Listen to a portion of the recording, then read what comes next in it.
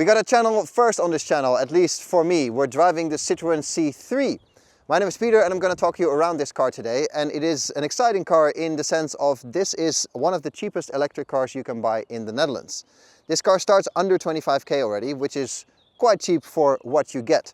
So we're going to find out together what exactly that is. I have to say from the get-go, by the way, that this is the higher trim level. So this one has nicer wheels and a lot more nice interior than the basic version, but still this car starts under 25, so that is great. Here in the front, in this shiny red with the black top, I think it's quite a, wouldn't say striking car, but it looks quite nice, especially because this is nice and high. You can see that it's hip height for me, so it's a nice and chunky front. It's certainly not a low to the ground kind of car. The only thing that I'm not too sure about is the logo here. I know that Easter's coming up, but it's not the best looking Citroen logo, I think, but at least you can recognize the Citroen striping. Going around the car, it's less than 1.75 m wide, it's less than 4 meters long, so it's nice and compact. Certainly not any kind of SUV, but the space that you get inside, as we'll see in a bit, is actually quite nice. I forgot to mention, by the way, that this is the electric version. Recognizable by this blue E, there's another one on the other side. And that is about it. There is also a petrol-powered version available. Walking around the car, less than 4 meters long, like I said, so it is really nice and compact without getting into that super small car territory. You can see when I'm standing in front of it, it is not enormous by any stretch of the imagination. There's other cars that are more than a meter longer, but it's still compact enough to be usable in city spaces and so on without losing all the practicality inside. When you go to the really small cars, the Kia Picantos and so on, it becomes really small, but this is still almost pretending to be a big car, but with good reason, as we'll see. It is still a Citroen, so Citroen always has a bit of a flair to its design and a bit of quirkiness, and then you get stuff like this. I'm not really sure why or who decided and who agreed on this, but there's some in the front as well. Some extra touches that, you know, liven up the design a bit. Not too sure about it. You also get some roof rails in this fancy version with a Citroen written on it and a very trendy antenna. I understand that this is a car that's built to a budget, but you know, is this really still necessary in 2025? I'm not too sure about that. Looking in the boot, I am quite sure that this is more than 300 liters of loading capacity, which is great, especially for this class. Very usable for anything from tennis rackets to helping somebody move. Not really. For that you got to put the seats down, obviously. You do get a bit of a load lip then, but there is a lot of space and you have a nice square opening to load stuff in. So with a bit of wiggle room, you probably put a washing machine here if you really want to. Very usable and very user-friendly as well, because this is a lot of space that you're going to use this car for. Anything for groceries, sports run, field trips with the kids and so on. Very, very usable. While we're back here, we have a look at the charging situation with the charging port here in the rear where it belongs. 44 kilowatt hour usable battery capacity, so that is pretty okay. According to WLTP and Citroen, it's more than 300 kilometers. In the real world, depending a lot on your driving and the temperature outside, 300-ish, if you will. Still fine though, especially for the size and the class of car. Charging options, if you don't get the fast charging, you get 7.5 kilowatts of normal charging. If you do, then you get 11 kilowatts at home and you get 100 kilowatts of fast charging options. So that's nice. I think you should always have at least some kind of fast charging, and 100 kilowatts is fine considering the battery is so small to begin with. Here in the front of the Citroen C3, there are a few very characteristic Citroen elements. Chief among which is the screen in front of me. It's the driver's display that is sort of projected on a reflective surface that is upright. It's a bit strange, I don't really know why, because the real screen is flat in the dash and it projects up and then you can see it. Bit quirky, but very Citroen. If you've driven older Citroens, then you recognize the driver display being far away from you. So there's nothing here through the steering wheel to look at. It's not entirely my thing, to be honest. I said the same thing in the Toyota Prius. It gives an unnecessary feeling of length of the car. When the driver's display is a bit closer to you, where it normally is, behind the steering wheel, you feel that the car is less long somehow. It does work though, it gives all your basic information. I got my battery status and my power meter on it right here, but you can have obviously some different settings. It is very functional. And speaking of screens, the middle screen is also very functional. Nothing too fancy, but it is, has all your basic things like phone, navigation, music, and so on. Not the fastest system in the world, but it does work and it does do the job. This car, this version, is the higher trim level. In the lower trim levels, you don't get a screen at all. All you get is a phone holder, and you can put your smartphone in it and connect some Citroen app to the car and sort of mimic a screen that way. Cost saving, obviously. But that said, it might be functional. Personally, I feel you should always have the screen because it just makes life that much nicer and you don't always have to put your phone inside. Looking through the car, we got a lot of buttons and nothing else. So no swiping, no weird joysticks or anything, just normal buttons, which is excellent. Starting with the window and the mirror control, I like that. This is how it should be. Fantastic. And the same goes for the stalks behind the steering wheel, normal stalks that everybody understands. On the left of the steering wheel, I have two buttons for my lane keep assist and my speed warning and traffic sign recognition. You can turn those off right away because personally I want to have those off always when I'm driving, and it's always very annoying when you leave your house in the morning and the system is still starting up and you have to start swiping through menus and so on. This is easy, the button's always there, you can press it right away as soon as you start driving so you don't have to focus on the screen instead of the road. Good solution as far as I'm concerned.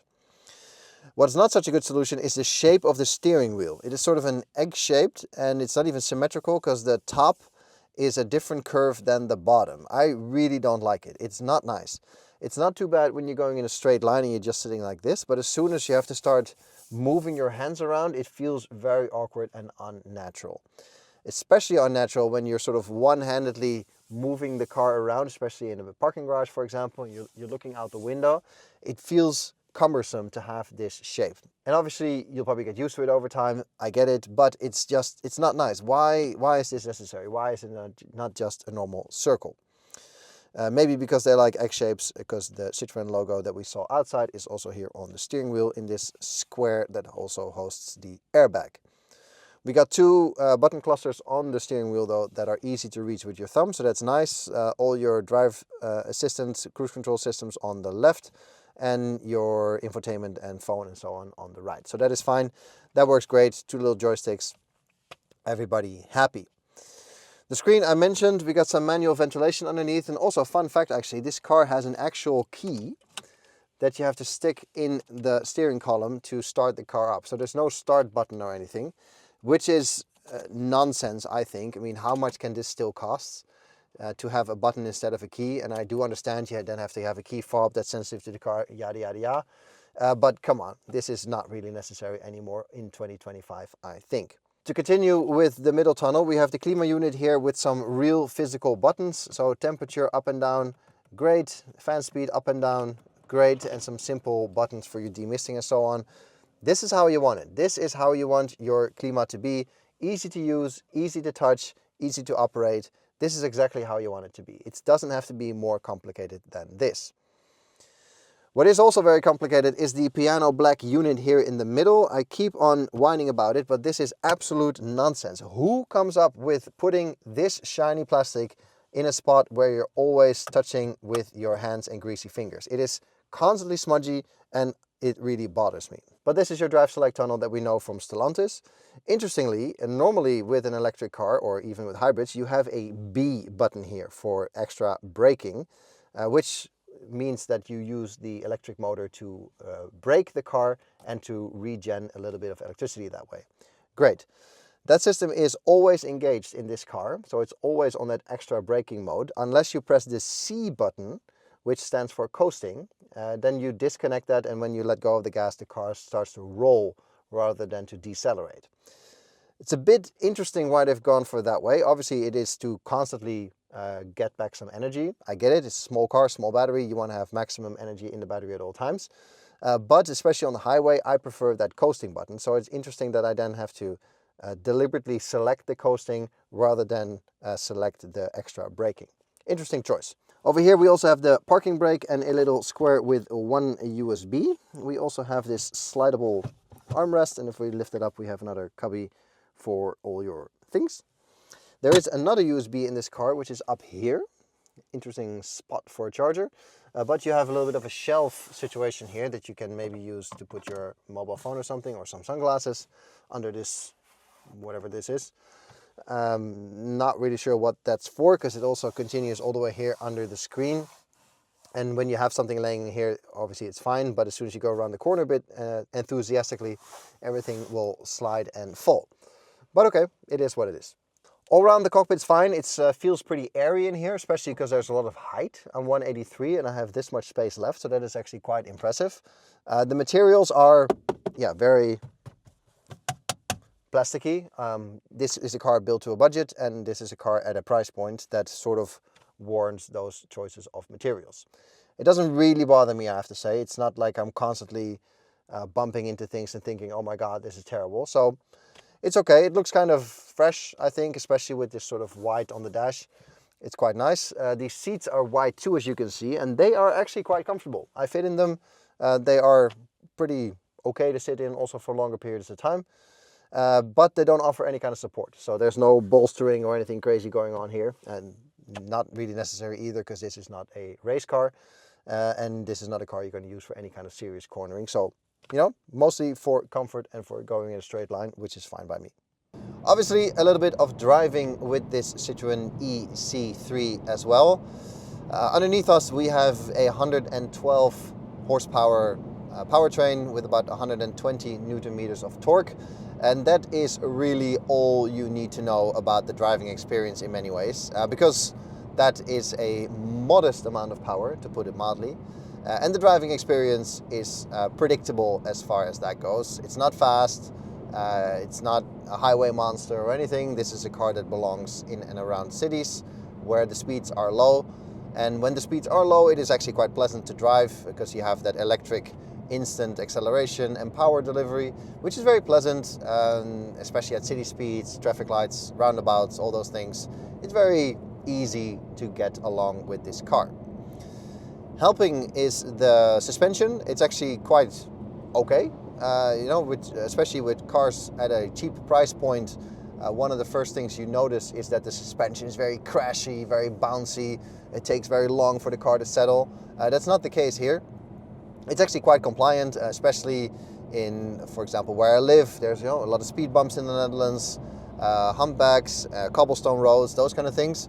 It's actually, I wouldn't say like forgiving or anything, but it's reasonably comfortable also in those circumstances, which is nice, because when you're driving this car with kids in the back and your tennis gear and everything else, you don't want to be, you know, crashing about all the time. So that is good. That is actually surprisingly okay for a car at this price point. Here on the highway, the lack of power obviously shines bright. This is certainly not a car that you're going to use for any kind of overtaking or any high-speed work. That is not the case at all. That said, it is fine here in Dutch traffic. We can only do 100 anyway. So, you know, merging, getting off the highway, all those things are okay. It's just something you have to tell your brain that you're not going to be overtaking 6 trucks on the right side before merging onto the highway. That is just not happening with this kind of power. So, you know, as long as you take that into consideration and be mindful about your overtakes, look a bit further ahead in terms of, oh, what do I want to do and where do I end up, all will be well. Fun fact about this powertrain, this is obviously the electric version, but there is also a 1.2 cylinder petrol version available. That petrol engine has to fit somewhere, and that is obviously here under the hood. But that means that when you put an electric motor in here, and it's only a small one, there's so much extra space. So behind this block and here in the front, there's a lot of extra volume available, purely to accommodate the engine. The downside is that they haven't really made space to make a proper frunk. There is a lot of space available, but yeah, you can't move this around too much. So this is all just wasted space. Which is too bad, because a frunk is always handy, even though I understand in this price category it is unheard of maybe. But it is handy to just put your charging cable or something in there. So they could have made some kind of shoebox solution, perhaps. But as mentioned, the powertrain feels much more at home in and around town. And it actually, it feels so at home, especially with this electric drivetrain, that I struggle to recommend the petrol option that is also available for this car, that comes with a manual gearbox. I don't really see the point. Yes, you have more range because you can just fill it with fuel, fine. But this is not a range kind of car. I mean, technically speaking, you can of course take this on a ski holiday, but why would you? This isn't, you know, it's not the car for that, and you don't buy this car for that purpose. So I think for the intended purpose around town, maybe as a secondary car, this would work. It works just great as an electric powertrain option. Sitting in the back of this Citroen C3 is a lot of good news, I tell you. This car is less than 4 meters long, like I mentioned outside, but sitting behind myself with my 1 meter 83 and 90 kilos, you can see I still have plenty of leg room available. I also have a lot of room for my feet. I can move them under the seat, which really adds to the comfort. So this is a spot for me as an adult size that it's actually quite comfortable. I mean, obviously this is not a car you're going to use to drive to the ski holiday with, but it is certainly a place where you can spend some time also if you're my size. There are some creature comforts back here as well. We got 2 USBs over there for charging. We have a 12-volt socket down here for your cool box. We have seat pockets. We have an additional pocket for phones and tablets and so on. So that's all just fine. There's even electric window control for the back seat passengers. So nothing really going wrong back here. Obviously there are some harsh materials like on the door and like here on the middle console that I also mentioned in the front. This is still a car that's built to a budget, but not in a way that it sort of interferes with the experience back here. So that is fine as far as I'm concerned. Furthermore, it's actually quite nicely designed back here. So you got some patterns in the seats and also in the seat backrest. You got a light versus dark top and bottom half of the interior. So even those kind of things are sort of small little touches where Citroen just went the extra mile to make this a very livable place back here. Especially the color scheme, you can see it here too. Like it's light and then it gets darker as you go further down in the car. The headliner is light as well, and it really creates a sense of room and air back here. Even though it's not a big car, it feels spacious, which is actually quite impressive and very well done. There's no central armrest, but you do get a third headrest and of course a seatbelt, so you can sit 3 people abreast here. I'm not going to pretend I can sit next to myself 3 times here, but 3 kids is no problem whatsoever. My boys are 8 and 11, they fit here no issues, and they can bring a friend and all is well. I will sit in the middle for demonstration purposes and show you that there is still a lot of headroom left for somebody my size. I will sit here in the middle for demonstration purposes and show you that there is still a lot of headroom left for somebody my size, so that is great. And from the sides and from the middle, there is a lot of pleasant connection to the front of the car. There's a lot of information you get through the front window, and also the connection to the passengers is quite nice. So that's certainly for people with kids that still need a lot of attention, that's great, but also for older kids like mine, it's nice to have that feedback, that visual feedback from the front of the car. Last but not least, the ISOFIX situation is excellent. They are behind these little zippers here, so you don't get any grapes or peanuts rolling in here, and it is nice and out of the way and still looks very stylish as well. So that is also an excellent solution as far as I'm concerned. Overall, I'm actually quite impressed by this back seat area. It's nice, it's spacious, and for the size of the car, you really get a lot of value for money here. And it really invites you to use the back of this car on a day-to-day basis. My biggest gripe with the car is the steering wheel. Here on the highway it's not an issue because obviously we're just going in a straight line and then it's fine to operate. The button clusters are easy to touch and reach. The design is not pretty, but okay. But once you start maneuvering and move the steering wheel around, it's just annoying that it is asymmetrically shaped and egg-shaped. It just doesn't work. I don't understand why they need to be quirky with the steering wheel. It's such a fundamental thing of the car that you touch basically the whole time that you're in the car. Why mess with that? Just make it a circle or a rounded square. It's not something you need to innovate per se and literally reinvent the wheel. Just make it round. Just do it that way. As far as the driver's display goes, it's a bit quirky that it's a flat mirrored surface situation. I don't really understand why, but okay. I prefer it to be a bit closer to me, but that said, the implementation here is fine. It's easy to read, it's clear, and the information might be very basic, but it is all you really need. So as far as I'm concerned, that's fine. I got my state of charge, my speed, and my power, eco power regen meter there. And that's really, it's nice to just have that always there. And obviously they don't have to mess with the head-up display or anything this way. So, you know, it makes sense as far as that goes. The middle screen is fine too, nothing crazy, but it works just well. and I would always pick this luxury version over the basic version that just has a phone holder. I think, you know, technically yes, if you want the absolute cheapest version of this car, sure, but come on, I mean, it's 2025, you don't really want to drive cars or buy new cars anymore for that matter, where you don't have a screen. I mean, yes, it's a cheap car, I understand, but you're not saving money that way. I mean, you just make your life unnecessarily more annoying. Just have the screen, it's just nicer, just do it that way. All around, I think this is actually quite a decent proposition from Citroen. If this is the kind of price bracket that you're shopping in, this is certainly one to consider if you take the aim and the environment of this car into consideration. If you're looking for a highway cruiser, this is not the one. Obviously with the battery size, the range is very limited as well. But if you use this in and around town, the range is just fine. And it's a very compliant, easy to live with car that will get you to and from the swimming lessons with your kids just fine in ample space, because that's the big one, I think, especially sitting here in the front. It feels very airy in here. It's the headroom, it's the big front window, it's the glass around me. It's a pleasant place to be. My kids both mentioned it while they were sitting here. We're like, oh, it's actually quite roomy in here. I thought it would be smaller for the size of the car that it is on the outside. So that's great. Well done. That's a good trick. And if you can pull that off as a car breaker, then I think you are doing things well. We will be driving the C3 Aircross in a few weeks, which is similar, but certainly not the same. So do subscribe to the channel if you haven't done so yet, to not miss out that video, because obviously we're going to compare it to this one as well. That's all I got for this video for now. If you do like this video, give it a thumbs up. That's always appreciated. And sub to the channel, like I said. And I hope to catch you guys in the next one. Cheers.